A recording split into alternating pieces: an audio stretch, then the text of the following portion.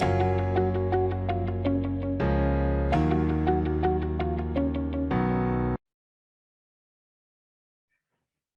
so welcome everybody. Cameras on versus cameras off.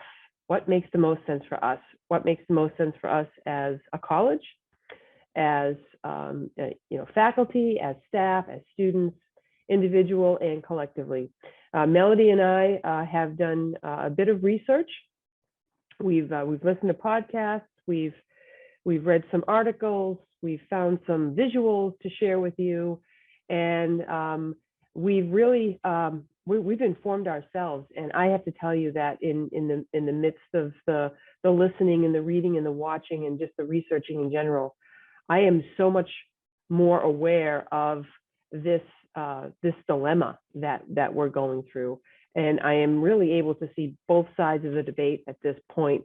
So essentially, it really does come down to what makes the most sense for us as teachers, for our students, and for the college community in general. So let's get started. We'll talk a little bit about how we structure our time together. There we go. So yes, who's who in Zoom? So we have our moderator, Melody. Melody is she's gonna facilitate that chat. So if you want to engage each other in the chat, feel free to do so. She'll also help you with some technical issues if you have that as well. I'm going to serve as the facilitator. Of course, Melody will be joining me because she has some very important information that she'd like to share, and she wants to engage you in that conversation as well.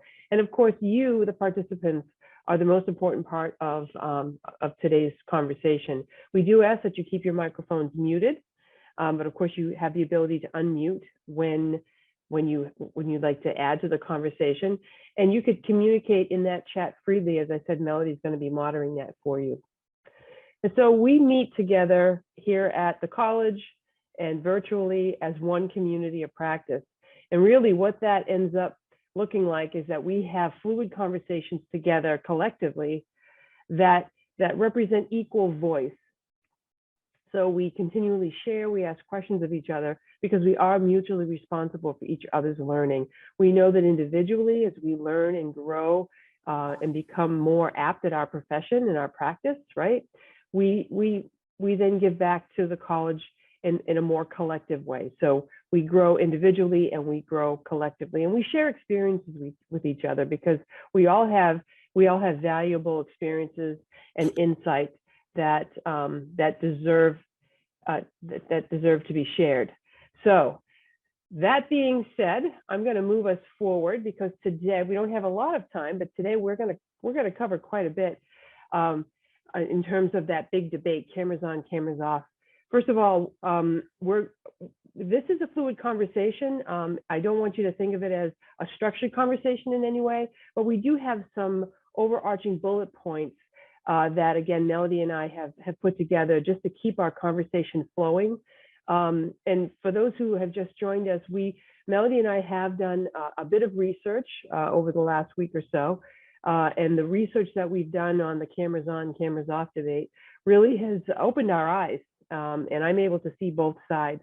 But I think you'll see at the very end of our conversation that everything goes back to design, which follows, if you follow the list here: the context of online learning, students' concern, cameras, yes, but why, confirming engagement or inclusivity, and then of course everything goes back to design. You're going to see how that conversation is going to flow with us, and indeed everything does go back to design, even within this debate. So let's get started.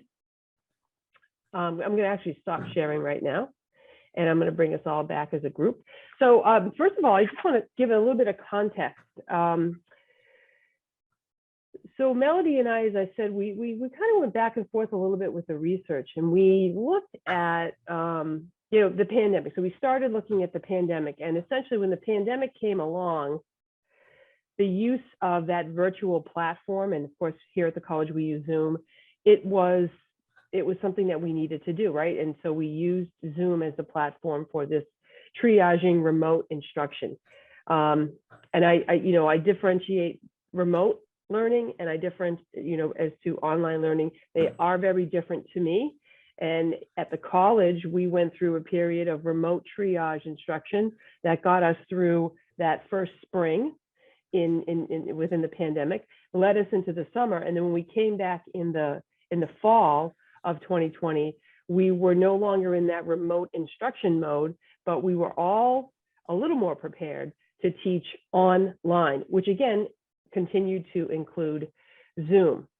Now, again, if you go back in time a little bit and you think about students who had their cameras or not, that was a different situation a year ago, because we had people who, if you look at the student perspective, some of them didn't have a laptop, first of all. Some of them didn't, they had a laptop or they had a desktop, but they didn't have a webcam. Some of them tried to figure out how to use their phone as a webcam, right? Some of them, and some continue today, to be very acute. They are acutely aware of their background, right? So even though we taught them about the Zoom virtual background, they're still, for the most part, there are many of them who are still highly sensitive to the situation that they're in, where they're living. And they determined that they wanted to have their cameras off for that reason. And I get it. I mean, I don't think people, for the most part, I really don't believe that people should be embarrassed about their living situations, but I do understand why people would be and why people would be concerned about that. And so essentially during the pandemic, and even up until last, all the way into the completion of last year, I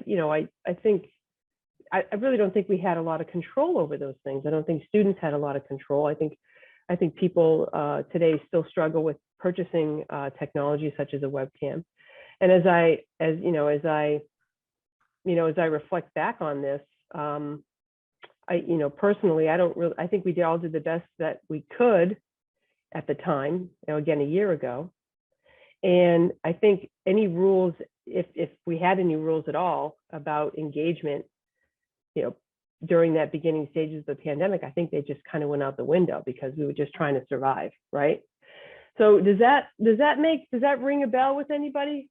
Can you kind of like, does that resonate with you? You're like, well, we got to do the best we can. Does anyone have anything to add about if you reflect back on the pandemic and, and the way it was in the very beginning when we were all thrown into this and the student response? The hard thing was that some students, would be fine, and then other students be cutting in and out, and I guess if they were on their phone, it would be using too much bandwidth or whatever, and so they wouldn't want to have their pictures up, or they'd want to be black screen. But I found it really difficult when students didn't turn on their cameras. I just to speak to these little black boxes. It really wasn't, I did not like it at all. Mm-hmm. Neither do I. That's actually part of the research that Melody and I reviewed. And we're going to send you everything that we have, by the way, so you could take a look at it. And like I said, for those of you who just joined, you may have missed it, but we do have some valuable resources, because I think that we're going to share, because after this conversation, you're going to continue to ponder, I'm sure. So we want to make sure that you're informed, so that you can, make those decisions that best suit yourself as a faculty, and then of course your students. So yeah, Sharon, to your point, I've led a lot of webinars in professional development that's virtual, and there's nothing more soul-sucking than looking out into a screen of black screens with just names. And part of the research that Melody and I did was actually on the effects of the presenter presenting in that type of situation. It is depressing. These are just some of the themes that we pulled out. Depressing, deflating, right? It takes away the energy, takes away the pizzazz, right? The essence of really what it means to teach just kind of gone away. Well, and if you're not great with technology, there's people like, oh, you can use the blackboards and you can, all that.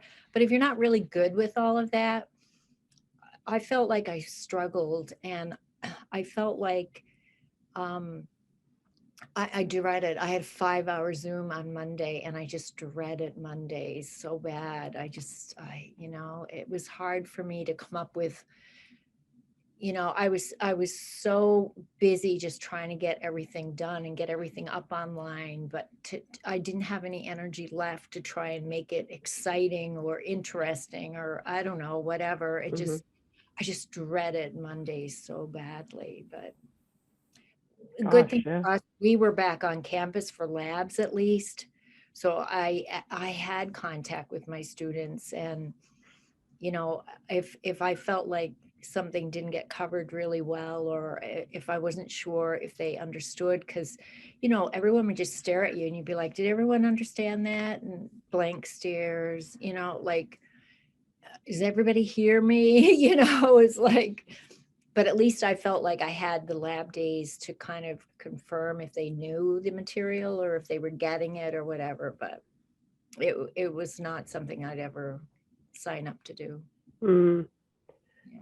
Yeah, I mean, it's definitely not hard to understand or to relate to. I'm wondering, so on the flip side of that, so you're describing the sea of blackness, right? We've got the names, right? The vacuum, and you've got the names just spread across the screen, and you don't even know if they're there, right?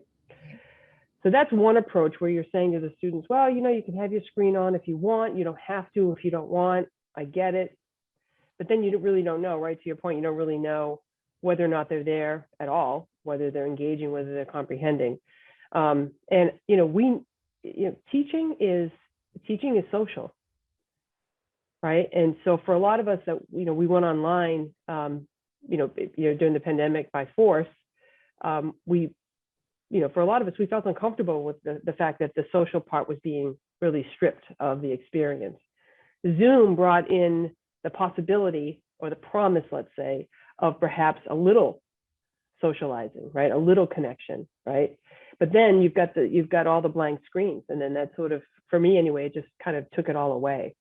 And that's sort of a theme that Melody and we read about over the last week or so. That's a lot of teachers across the country, that's what they experienced, right? And the flip side, yeah, go ahead, Jason. I just wanted to hop in on that. I'm glad you said that, because I was thinking about this black screen problem, and just like in the Zoom right now, I think that the problem for me was not one individual. Like right now, I have no idea if Michelle Abbott is here or not here, right? But I have other people here, right? So one person in the room with a black screen is no big deal. The problem is when you get 50% or more of your class, and you find yourself in your, hi Michelle, I had to use you as an example, but it's when you have the majority of your class is black screens, you find yourself sitting in your office or your basement talking literally to yourself with no feedback, either physically or verbally. And it does not take very long at all for you to start going, Jesus, what am I wasting my time? Is everybody off washing the dishes right now or what? And so, developing that call out piece, like I just did with Michelle, to make sure people are still there and listening. And I got to tell you, I didn't count it, but I would say the preponderance of the time I would call out, oh yeah, I'm here. What was the question? No idea what I'm talking about, right? Yeah. But when I jumped in, what I was going to say is I heard all over the place, Inside Higher Ed, Chronicle of Higher Education, all my colleagues talking about, oh, the social piece, oh, students so missed the social piece. But it seems to me converse that when they had the opportunity to come in and sit, like Sharon, you're talking about, if you have a 5-hour Zoom, that's a lot of time to also socialize, right? Talk about the news of the day, the weather, how you doing, what's going on, how's it, COVID, whatever. And it's clear that they didn't want that, otherwise the cameras would have been on, or they would have been talking, or, whatever. So, I kind of challenged that social piece of it, because when you can't go anywhere else and Zoom is your outlet to the world, it would seem to me if you're hungry, you would be there, and you'd have your stuff turned on and you'd be engaged. And that, it was the case for some. I mean, I'm not saying everybody, but certainly there was a measurable amount to whom that did not apply. Mm. Yeah, You know, it was really really good interesting. points. If I could just make a point. Yeah, please. Mhm. What was really interesting is that I have first and second years. So I have my students for maybe 5 classes, a total 5 or 6 classes. So last September, my first year class, they didn't know me and I had never met them. And so there was no conversations. Now I did make it mandatory when we were talking, everybody had to be on. And for the most part, everybody was. Sometimes somebody would have difficulty with their camera and they'd be gone. But for the most part, and I said, you know, if we were doing PowerPoints or something like that, then by all means, they could turn off their cameras. But if we were interacting, they had to have their cameras on. But my second years, who I had had for a whole year previous, we could have conversations and they kept their cameras on. I didn't have to ask them to do that. And so I think the difference is that they knew me and we had a bit of a connection, whereas I didn't have that with my first years. And I found it really hard to get that online. You know what I mean? So I mean, I guess what I'm hearing is that the relationship had already been built with the Yeah. second year students. And so it was sort of more seamless to go from a more face-to-face interaction to the virtual interaction. It was a little easier. Yeah. Interesting. And so did you find, Sharon, that the engagement level, just focusing on your second year students, did you find that their level of engagement in the online classroom, because their camera was on, was more consistent and more robust as it was, or similar to that of the way they behaved in the classroom? Like, were they more engaged online than the classroom, or was it equal? Or? No, but I think, you know, I've probably what I do a lot of by second year is I ask them to explain things to me. So when we talk about something, okay, well, what does that mean to you? And so there's a lot more of that. Whereas with my first years, there's not as much because they don't have the background yet to be able to, and they're not as comfortable yet, you know, probably knowing that they can talk something out and we're not going to ridicule them or whatever. We're going to say, oh, okay, that's what you're thinking, but this is really how it is or something. You know, like right now I'm teaching immunohematology and it's really about understanding blood bank. And so when I talk about something being positive, then I'll say, okay, well, you know, what does that mean? Or, you know, and then they'll interact with me about that. Whereas with the first years, we didn't have that kind of interaction. And so I felt like it was really hard. It was like pulling teeth to get anyone to give me a comment or to give me any feedback. And, you know, I think after a while, you just get so exhausted. You're just like, okay, like moving on, you know what I mean? Yeah. It wasn't a good environment. I didn't think for me. And that, you know, and Melody and I'm going to turn it over to Melody for a moment and I'm going to share that image, one of the images, Melody, in a moment. But I think, you know, I want you to know that a lot of what we read, a lot of what Melody and I have been exposed to, you know, pertaining to this topic is exactly what you're communicating, right? That and interestingly, there's not a lot of research. As a matter of fact, I couldn't find any. There's not a lot of research on the use of the camera and student learning. So I couldn't find, Melody and I couldn't find any correlation between the fact that students had their camera on meant that they had a deeper understanding or they learned more or they achieved whatever goals. Couldn't find anything like that. But what I did find was research that flipped that when students have the cameras on, there is more of a negative impact, which was a negative impact in terms of mental health, in terms of their identity. So, for example, I learned that there's a genuine fear of having your face on the screen. Some people are just very overwhelmed. They don't like seeing their image reflected back at them. They don't like that at all. And actually, I know of someone who works here at the college who is very intimidated by seeing all the faces on the screen and does not want to engage. It's just an intimidation factor. So whether or not they, and this goes back to one of the articles I read, again, I'll share it with you. This goes back to, well, I understand the content.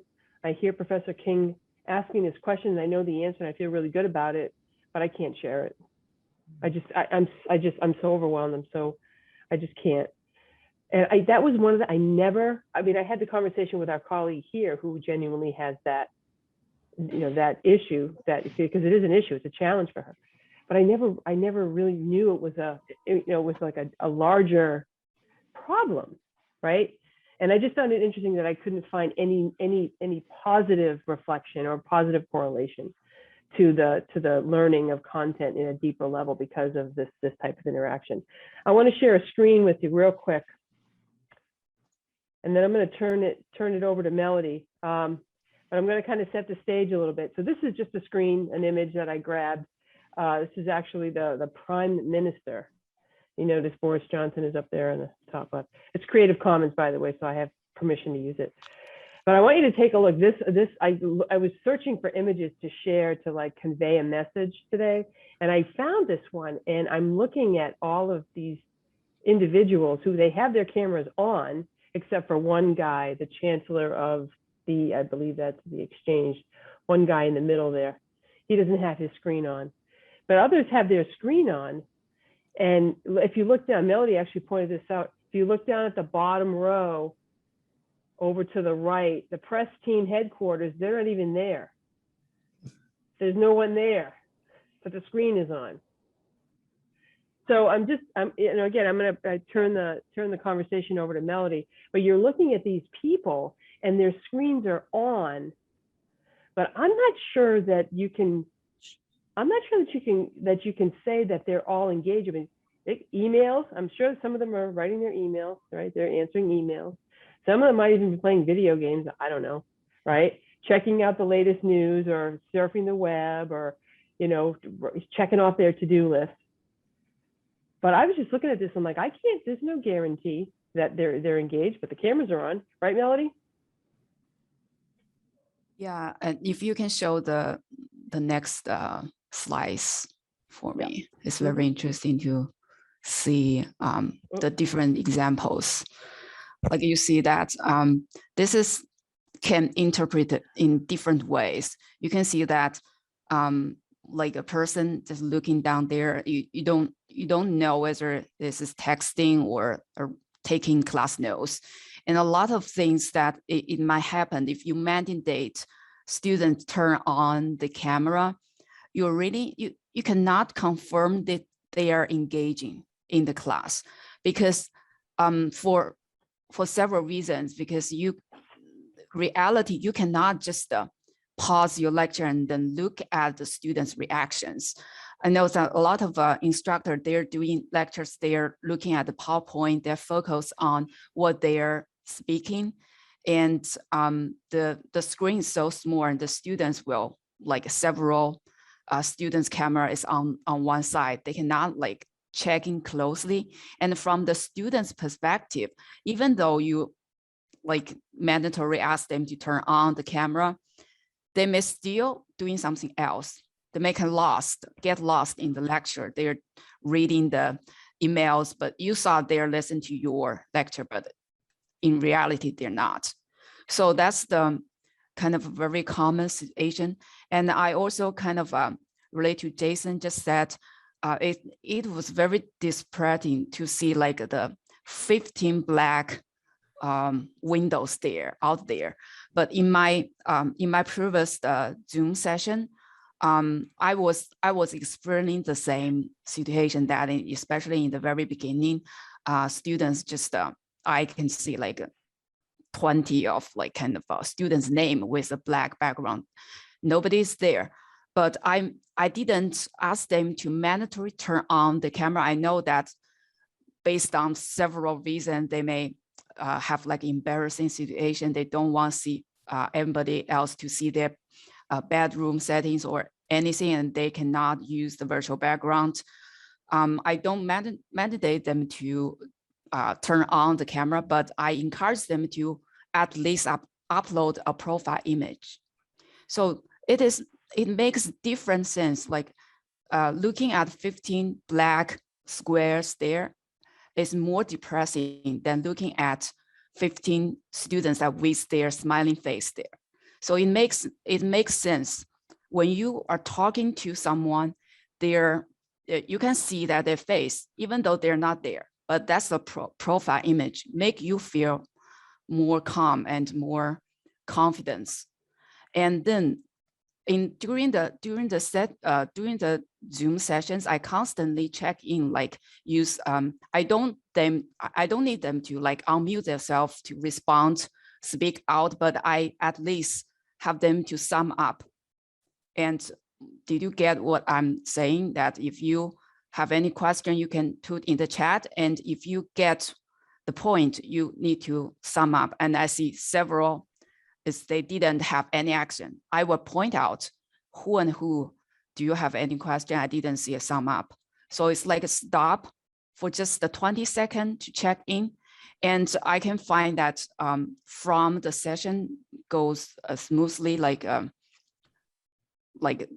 let's say if it is like 1.5 hour lecture, and the last half hours, like more and more students, they turn on the camera because they feel like the class content is very interesting. They want to participate in any way. Some may asking questions, some might participate in the conversation. Some just for some students, they may shy, but they type something through the chat or give me the like reactions, like sum up or other reactions. So there is some level of engagement you can recognize. It's not simplified to recognize those from the camera itself.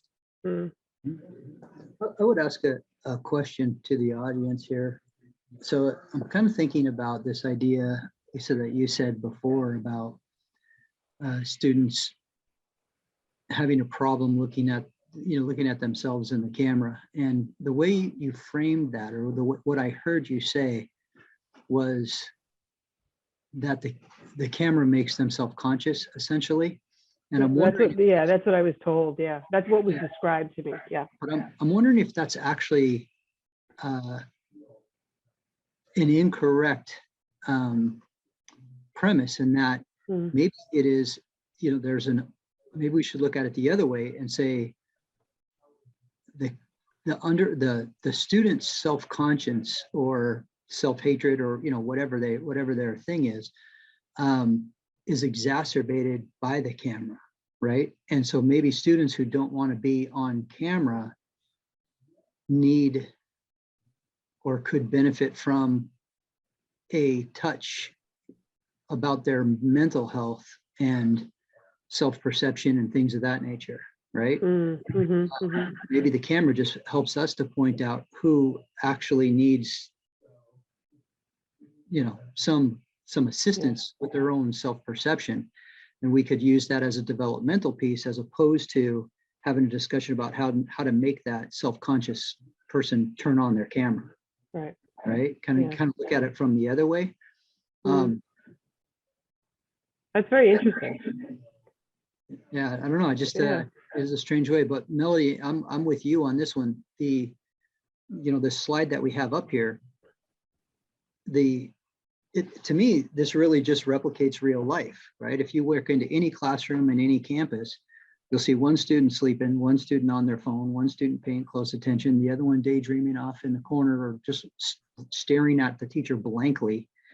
So like this lady in your slide here, I can have one of her in every classroom. So to say, I'm not sure I would go so far as to say Zoom is a problem. I would say Zoom is just showing us what normally happens in a normal environment. Compounded by the fact that, as I look around my office here, certainly myself and most of my colleagues, there's not one of us, or very few of us now, that don't have 2 monitors and a cell phone, right? So at any given time, Zoom or not, I'm looking at two different things. I'm, got my email open over here. I'm grading a paper over there. I got my headphones on, listening to music. And if I see my cell phone light up, I'm going to pay attention to that. And so again, it's just I think a replication of the natural environment that we live in, that there's a lot of distractions. And while I sit here listening to a Zoom, my 30 seconds of attention is up, and I'm going to go over here and make an email real quick and check back in, when my brain's ready to check back in. Right. So, Yeah. I think we want to look at it, maybe Zoom needs to be considered like it's just a portal into real life, Yeah, I agree. And, I think if I'm listening to you, I'm listening to Sharon, I'm listening to what Melody's saying, and I'm thinking really we have to look at something in the middle, right? We have to look at something in the middle. So I understand the faculty perspective of the black screen. It's really exhausting. And then I understand the student perspective of I'm concerned about my living situation, or I don't have a webcam, or whatever the case may be. I don't want to see my face, or I don't want to engage. I don't feel smart enough because I'm in the spotlight, right? So I can see both sides. And one of the things that Melody and I were looking at a little bit is sort of what's in the middle? What's that common ground, that middle ground, right? The balance between using a camera or not using a camera. So I found this, I'm going to just share this visual with you. I found this visual that, again, everybody's going to have a copy of it. I know that the font is very small right now. I get that. I'm just going to go over what the visual represents. And then again, you're going to get a copy after the session today. But this is a great document from Appalachian State University that can help us to make decisions about whether or not using Zoom with the cameras on, is a good reason for this, maybe this class session or this lecture or whatever. And you can see here, it's in the form of a decision tree. It's really very cool. And you've got a bunch of hyperlinks there that I know that you're going to appreciate, because there's a lot of good stuff within the hyperlink. But you've got three other trees here, right? So if you say, yes, I believe that cameras need to be on in order for students to achieve the goals of the lesson, then you're looking at those observable skills. And that speaks to that larger image of all the people on the screen, and you've got people, looking all over the place. And so what are the observable skills that you want to be looking for, right, in order to justify the rationale of keeping the cameras on? And then what's the level of engagement, right? So this says, I want to make sure that students are engaged, therefore I want to see them. And I believe, especially for this session today, this class today, that a certain level of engagement predicts learning. And then the other most important piece that I think we forget about often is that community building. And Sharon, you mentioned, you talked about your first year students and your second year students and that relationship, or that community, that sense of belonging that was already established right into the pandemic. That community building piece is crucial in a classroom, right? And that, again, this goes back to John Dewey, learning is social, et cetera, and the relationships and the trust and sense of belonging that's built. So those are, for me anyway, I found when Melody and I found this image, when we looked at these different, buckets, if you will, for me, I could put a label on it, right? And, and for my class with using Zoom, these three buckets would be good indicators for me to determine, yes, first of all, when our camera's on, because quite frankly, I think depending on, and I'd like to talk about like what that engagement piece is from the student perspective in a moment, because we've been talking about engagement from the faculty perspective. But when we're looking at like, your class, for me anyway, my lens, I'm thinking, well, in my classroom, I don't lecture for an hour. I mean, it's a 10-2, and I mentioned the 10-2 principle before. If I have to speak for 10 minutes, I do, but then I engage my students for at least 2 in some way, right? So that there are digestible chunks of information that I like to present to my students, and then I have them, turn and talk, or whatever the case may be, or share, or come up with a reflection or whatnot, right? And then, and I honestly can say that if my students, and I'm interested in hearing your perspective, if my students during certain times need to have their cameras on, I get it. I will do it, and I will tell them, look, you need to have your cameras on during this time. But if I'm just sharing a PowerPoint, someone mentioned that, if you're just sharing a PowerPoint, I mean, I don't, for me anyway, I don't really feel the need that they keep their cameras on, right? But that engagement piece is crucial.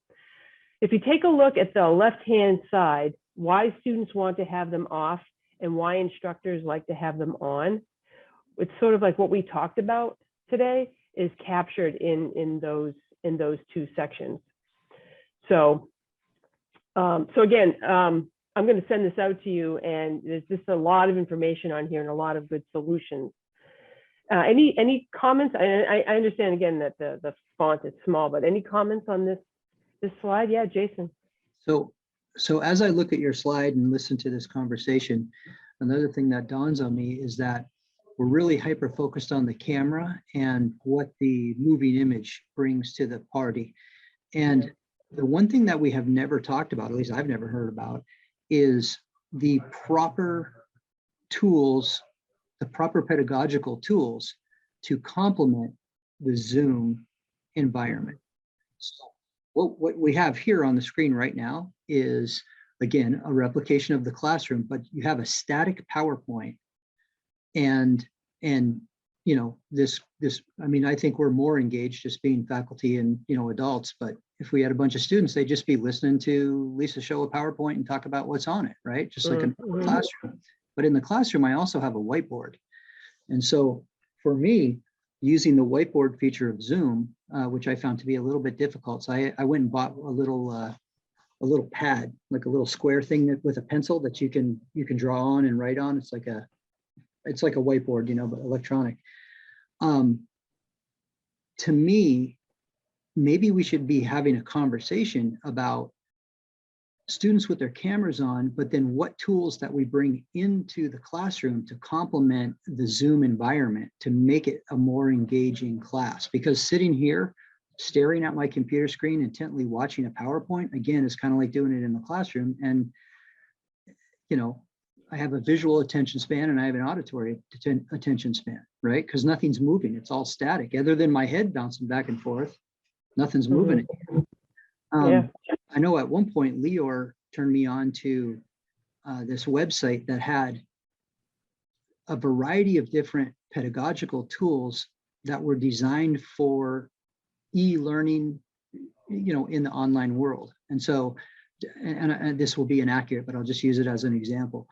So whereas in the classroom environment, a paper might suffice to get what you want them to do. In the online environment, making a video or a podcast, right, is the better complement to that particular situation, right? I'm wondering how much more engaged I would be in this conversation if Lisa had a drawing pad out and was drawing somebody or circling these things, or, you know, making little arrows, or, you know, drawing little pictures, or, you know, whatever needs to happen, because of the opportunity for distraction elsewhere. Yeah. So maybe this is really a kind of a two-pronged conversation. That's pedagogy that would then drive people to tune in more with their attention span at the least. I don't know about cameras, but with their attention span. Well, that's a perfect segue. Absolutely perfect segue, because in the very beginning, when we got together, I said it all comes down to design, right? And you know, we know as educators, we've been teaching for a while, we know you can't just wing it, right? You have to be thoughtful. And that's one of the reasons why I appreciate this document, this type of document. And Jason, to your point, those hyperlinks down there lead to the tools that can help with engagement, with community building, et cetera. But I think, like, for me, I appreciate everything you said, Jason, because for me, it's more about inclusivity as opposed to engagement.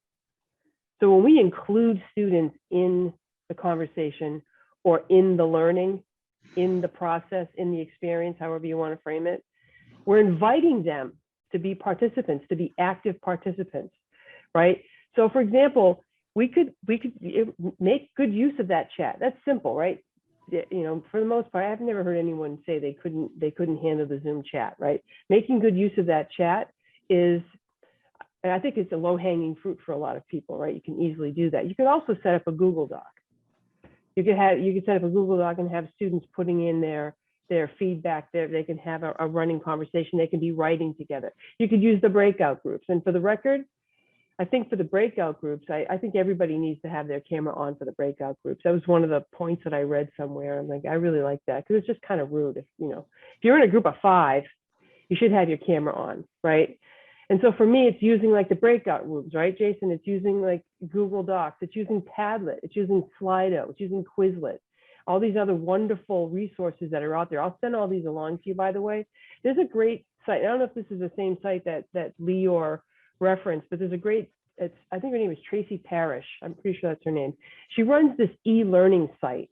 It's this ongoing archive of these easy free tools that teachers can use for this purpose, to put the students in control over the inclusivity part of all of this, right? So I think if we just kind of turn the conversation a little bit, Jason, right, to your point, turn it around to let's not be focused on, an engagement piece that we can't even quite measure or we can't even quite define, but turn it around to the inclusivity piece and include the students in that 1.5 hour, 2 hour block that you have with them, right?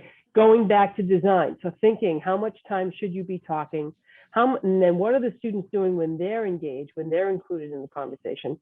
And then what does that quick self-assessment look like, that metacognitive break in the middle of all this?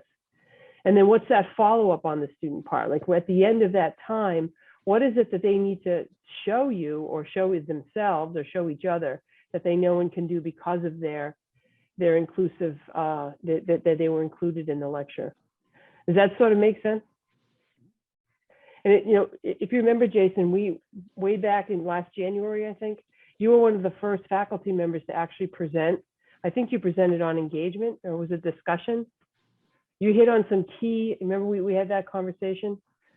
Yes, yeah. Mm-hmm. I mean, you hit on some very solid points that we're actually covering here, right? So I'm gonna close this off, because I do know that people have meetings, and it is 12:45. We're gonna continue this conversation. Again, I think we started this all calling it a debate, because I think it continues, and I really think it all narrows down to the design of it, right? And the thoughtful, strategic planning that we put into our lessons. And when do they need to have them on? What does it look like when they're really included in the class, right? What's the rationale? And then Jason, again, right, to the support, right? And Suzanne, you probably have information on this too, like people who are feeling really overwhelmed or whatever. What does that support look like? If someone is feeling overwhelmed and they don't want to look at themselves, or they don't want to be on the screen, or whatever the case may be, right? To be continued. So I'm going to thank you all again for joining. You have an email that will be sent out to you by the end of the day. It will include some articles that we read, some visuals, and I'll make sure I send the Tracy Parrish link to you as well. Alrighty, and I want to thank you all for joining the coffee chat today. Spread the word, right? Spread the word. More of us need to join. Alrighty, thank you, everybody. Thanks, Michelle. I know you were there, Michelle. Thank you. All right, bye-bye, everybody. Thank you so much.